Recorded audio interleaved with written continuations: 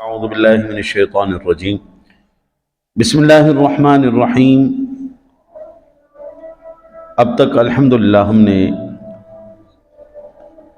رمضان مبارک کے فضائل مسائل کے اعتبار سے اور دعا کے بارے میں اور اس سے متعلقات اور بالخصوص ماہ رمضان مبارک کے اعتکاف اور شب قدر کے حوالے سے میں نے کچھ روایات بیان کی ہیں۔ آج وہ اشیاء ان کا ذکر کریں گے جن سے روزہ ٹوٹ جاتا ہے۔ حضرت امام بخاری علیہ رحمہ نے، امام احمد، امام ابو داؤد، امام ترمذی، ابن ماجہ اور دارمی، ان تمام محدثین نے حضرت سیدنا ابو ہریرہ رضی اللہ تعالیٰ عنہ سے روایت نقل کی ہے کہ وہ حضور نبی اکرم صلی اللہ علیہ وسلم کا فرمان عالی شان ہے، جس نے رمضان مبارک کے ایک دن کا روزہ بغیر رخصت اور بغیر مرض افطار کیا تو زمانہ بھر کا روزہ اس کی قضا نہیں ہو سکتا اگرچہ رکھ بھی لے۔ یعنی یہ وہ ماہ مبارک ہیں جس کا ایک ایک دن ایسا قیمتی ہے جس کا کوئی اندازہ نہیں لگایا جا سکتا۔ دیکھیں نا، صبح بھی اللہ کی رحمتیں نازل ہو رہی ہیں، رات کو بھی اللہ کی رحمتیں نازل ہو رہی ہیں، ہر ایک بندے کے اندر جذبہ ہے، شیطان بند ہوئے ہیں، پھر انسان بغیر کسی وجہ کے ہمیں روزہ چھوڑ دیں۔ اب دوبارہ رکھ بھی لے گا لیکن وہ چیز تو نہیں ملے گی نا، وہ چیز جو ایک دفعہ ہاتھ سے نکل گئی وہ گئی، بھائی وہ فضیلت حاصل ہو ہی نہیں سکتی کسی طرح، اور اس کے پھر توڑنے پر تو اور زیادہ سخت گناہ ہے، وعید ہیں اس کے اوپر۔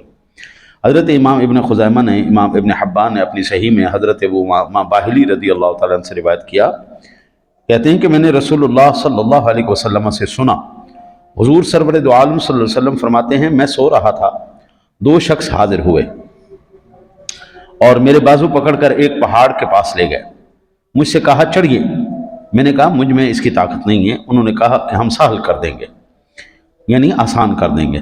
میں چڑھ گیا، جب میں بیچ پہاڑ میں پہنچا تو سخت آوازیں سنائی دیں، میں نے کہا یہ کیسی آوازیں ہیں؟ انہوں نے کہا کہ یہ جہنمیوں کی آوازیں ہیں۔ پھر مجھے آگے لے گئے، میں نے ایک اور قوم کو دیکھا، وہ لوگ الٹے لٹکائے گئے تھے اور ان کی بچھیں چیری جا رہی تھیں، ان کو بچھیں کہتے ہیں، ایسے کر کے ان کی بچھیں چیری جا رہی تھیں جن سے خون بہتا ہے۔ میں نے کہا یہ لوگ کون ہیں؟ کہا کہ یہ وہ لوگ ہیں کہ وقت سے پہلے روزہ افطار کر دیتے ہیں۔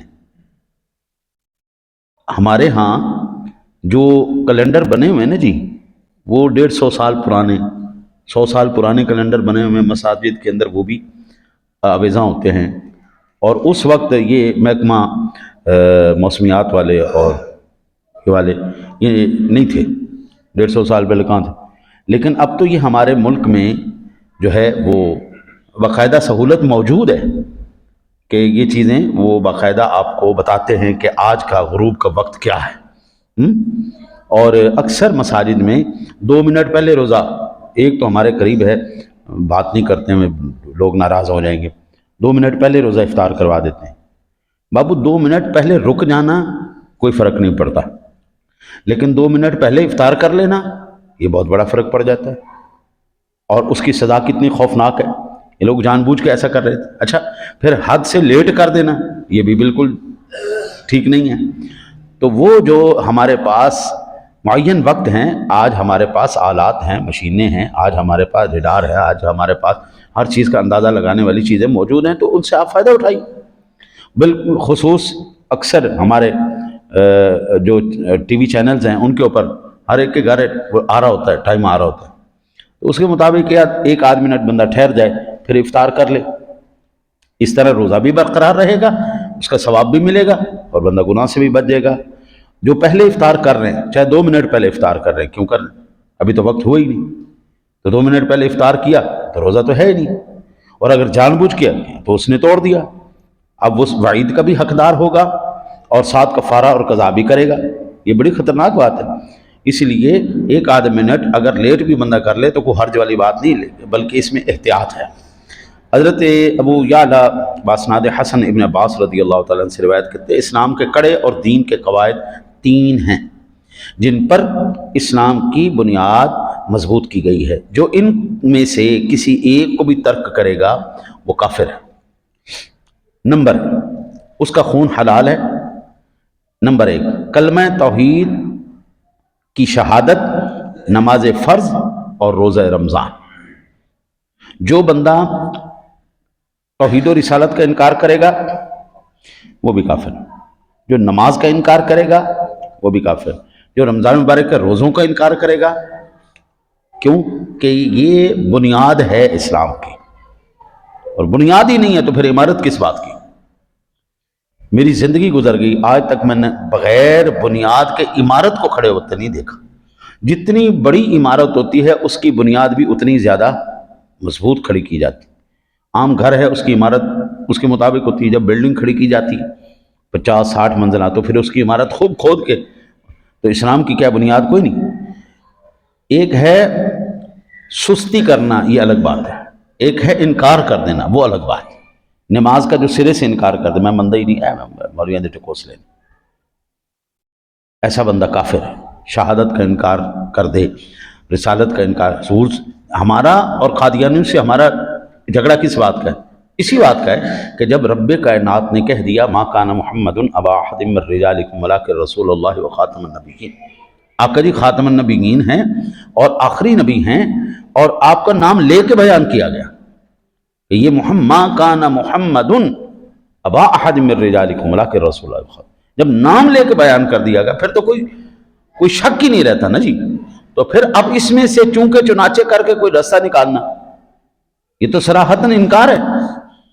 ہمارا ان کے ساتھ جھگڑا ہی یہ ہے۔ اس لیے پھر قانون پاکستان کے اندر، آئین پاکستان کے اندر 73 کے آئین کے مطابق وہ جو حضور سرور دو عالم صلی اللہ علیہ وسلم کے آمد کے بعد کسی اور نبی کا وہ کرے، ہاں جی، کہ یہ بھی نبی ہے، اس کو چاہے جس مزید کیٹیگری میں ڈالے، وہ سیدھا کافر۔ اب یہاں پر ایک سوال پیدا ہو سکتا ہے کہ احادیث مبارکہ کے اندر تو یہ بھی موجود ہے کہ قرب قیامت حضرت عیسیٰ علیہ السلام آئیں، تو حضور کے بعد تو وہ بھی آ رہے ہیں، تو پھر اگر ان کے آنے سے فرق نہیں پڑتا حضور کی خاتمیت پر، تو پھر یہ مرزا قادیانی پر کیوں جو ہے آپ اتنا تڑپتے ہیں؟ تو اس کا جواب یہ ہے کہ جناب حضور سرور دو عالم صلی اللہ علیہ وسلم کے بعد وہ نبی نہیں بنائے گئے، یہ ان کے بعد وہ نبی بن کے نہیں آئیں گے، وہ نبی ہو چکے ہیں۔ بر رفعہ اللہ الیہ، اللہ نے ان کو نبوت بھی دے دی، امت بھی دے دی، شریعت بھی دے دی، کتاب بھی دے دی، دینے کے بعد پھر آسمانوں پہ اٹھا لیا۔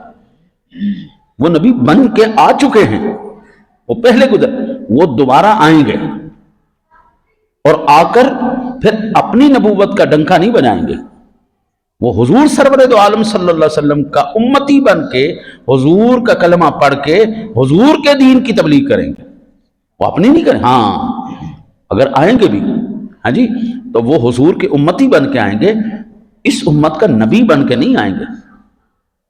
تو یہ جو انہوں نے نکالی ہے، اب تو اللہ معاف کرے اتنے یہ دلیر ہو چکے ہیں، انا للہ و انا الیہ راجعون، کہ ان لوگوں کو شرم و حیا ایک قطرہ باقی نہیں ہے، وہ اب اس کو نبی کہہ رہے ہیں۔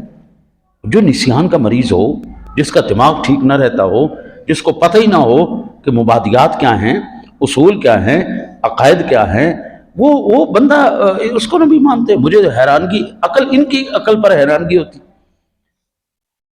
اللہ وہ معاف کرے، البتہ ٹھیک ہے نا جی۔ تو جو فرض نماز کا انکار کرے وہ بھی کافر، جو روزے کا انکار کرے وہ بھی کافر، جو کلمہ توحید، اللہ کی توحید اور حضور سرور دو عالم صلی اللہ علیہ وسلم کی انکار کرے رسالت کا، وہ بھی۔ اچھا جی، کھانے پینے جمع کرنے سے روزہ ٹوٹ جاتا ہے، جبکہ روزہ دار ہونا یاد ہو، یہ میں کل مسلم شریف کی حدیث پاک سے میں آپ کو تفصیل سے عرض کر چکا ہوں۔ حقہ، سگار، سگریٹ، چرس پینے سے روزہ ٹوٹ جاتا ہے، اگرچہ اپنے خیال میں حلق تک دھواں نہ پہنچاتا ہو، بلکہ پان یا صرف تمباکو کھانے سے بھی روزہ ٹوٹ جاتا ہے۔ اچھا جی، اگرچہ پیک تھوک دی، کیونکہ پان والے کی عادت ہوتے ہیں نا، منہ کرتے ہیں، گائیں طرح چبائی رکھ دیں، تو بعد تھوک پھینک دیتے ہیں۔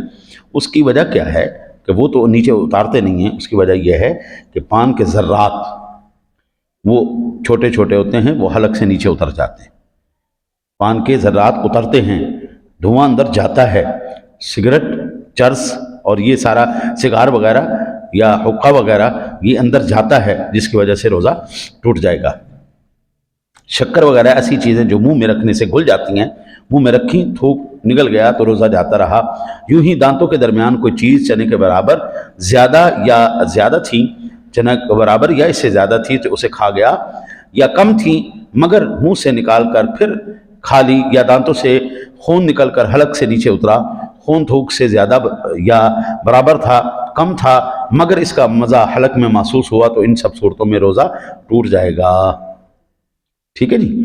اچھا، ایک اور، روزے کی حالت میں مسواک کرنا بالکل جائز ہے، اس میں کوئی حرج والی بات نہیں، لیکن روزے کی حالت میں پیسٹ استعمال کرنا جائز نہیں۔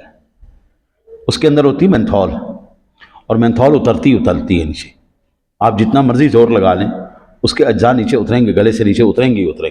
لہذا روزے کی حالت میں پیسٹ نہیں کرنی، مسواک استعمال کر لیں، کوئی حرج نہیں، اس میں کوئی بات نہیں، کیونکہ حضور سرور دو عالم صلی اللہ علیہ وسلم سے یہ بات ثابت، جو آقا جی سے ثابت ہوگی ختم ہوگی بات۔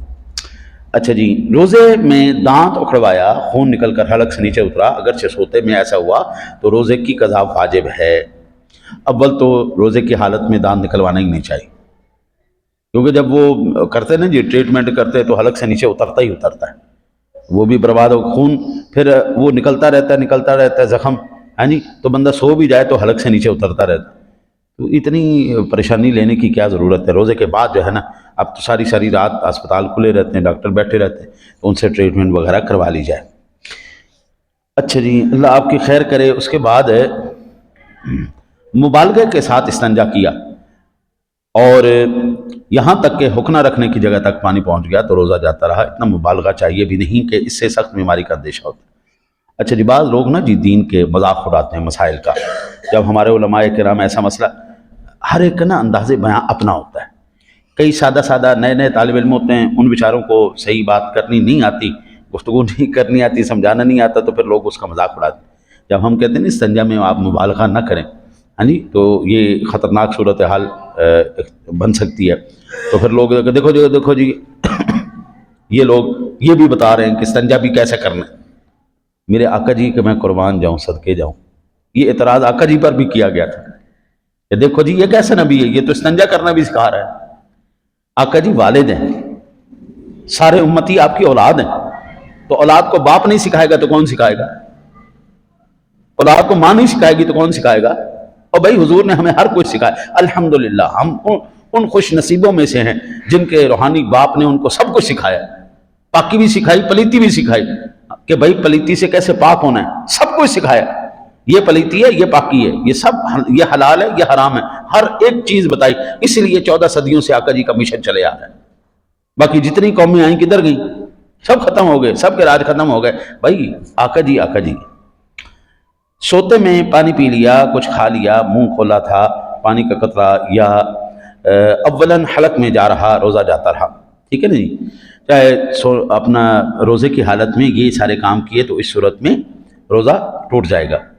پھر اللہ آپ کی خیر کرے، منہ میں رنگین ڈورا رکھا جس سے تھوک رنگین ہو گیا، پھر تھوک نگل لیا تو روزہ جاتا رہا۔ بعض بندوں کی نا عادت ہوتی ہے کہ وہ منہ میں ایویں کوئی چیز چبائے رکھتے ہیں، منہ میں دھاگا لے کے پھیرتے رہتے ہیں، تو اگر وہ رنگین دھاگا ہے اس کے اوپر کیمیکل لگے ہوتے ہیں، تو کیمیکل منہ میں گئے اور وہ آپ نے نگل لیے، روزہ ٹوٹ گیا۔ اللہ جی آپ کی خیر کرے۔ اور اس کے بعد آنسو منہ میں چلا گیا اور نگل لیا، اگر قطرہ 2 قطرہ ہے تو روزہ نہ گیا، اگر زیادہ تھا تو اس کی نمکینی پورے منہ میں محسوس ہوئی تو روزہ جاتا رہا۔ پسینے کا بھی یہی حکم ہے۔ اب تو الحمدللہ ٹھنڈے ایام ہے، اس لیے یہ اتنا مسئلہ نہیں ہوگا۔ اچھا جی، عورت کا بوسہ لیا یا چھوا یا مباشرت کی یا گلے لگایا اور انزال ہو گیا تو روزہ جاتا رہا، اور عورت نے مرد کو چھوا، مرد کو انزال ہو گیا تو روزہ نہ گیا۔ عورت کو کپڑے کے اوپر سے چھوا اور کپڑا اتنا دبیز ہے کہ بدن کی گرمی محسوس نہیں ہوتی تو فاسد نہ ہوا اگرچہ انزال ہو گیا۔ سب سے پہلی بات، نبی اکرم صلی اللہ علیہ وسلم کی ایک بارگاہ میں ایک بزرگ تشریف لائے اور انہوں نے عرض کی، یا رسول اللہ کہ میں اپنی بیوی کے ساتھ گلے مل سکتا ہوں؟ اس کو مباشرت بھی کہتے ہیں، ملنے کو، ٹھیک ہے نا جی، اور دوسری اس کو صحبت کو مباشرت فاحشہ کہتے ہیں۔ میں مل سکتا ہوں؟ آقا جی نے ٹھیک ہے مل لو، کوئی حرج نہیں۔ ایک اور بندہ آیا، اس نے پوچھا، یا رسول اللہ کیا میں اپنی بیوی سے مل سکتا ہوں؟ فرمایا نہیں، تو نہیں مل سکتا۔ اچھا جی، اب صحابہ کہتے ہیں کہ جس کو اجازت دی تھی وہ بزرگ آدمی تھا، جس کو منع کیا وہ جوان آدمی تھا۔ हाई वोल्टेज की तारों को ज़रूर हाथ लगाना है, तो गारंटी पड़ेगा ना। तो इसलिए जितने भी नौजवान वो सुकून से पीछे रहें, अपने रोज़े को पूरा करें, बजाय इसके कि रोज़ा भी टूटे, कज़ा भी करनी पड़े और कफ़ारा भी उठाना पड़े। अच्छा जी कै की यह काम, अच्छा जी ये है कि कसदन भर मुँह कै की और रोज़ादार होना याद है तो मुतलकन रोज़ा जाता रहा, और इससे कम की तो नहीं। बिला इख्तियार कै हो गई तो मुँह भर है या नहीं, बहर तकदीर वो लौट कर हलक में चली गई तो उसने खुद लौटाई या ना लौटी या ना लौटाई, तो अगर भर मुँह ना हो तो रोज़ा न गया, अगरचे लौट गई या उसने खुद लौटाई, और भर मुँह है उसने लौटाई अगरचे इसमें सिर्फ चने के बराबर हलक से उतरा, तो रोज़ा जागता रहा। सादा लफ्ज़ों में उल्टी आने से रोज़ा नहीं टूटता, उल्टी आने से रोज़ा नहीं टूटता। कब टूटेगा? जब उसके अज्जा वापस अंदर चले जाएंगे। जब उल्टी के अज्जा वापस अंदर चले जाएंगे रोज़ा टूट जाएगा, अगर अज्जा वापस नहीं गए तो रोज़ा नहीं टूटेगा। अल्लाह से दुआ है अल्लाह ताला आपको मुझे अमल की तौफीक अता फरमाए।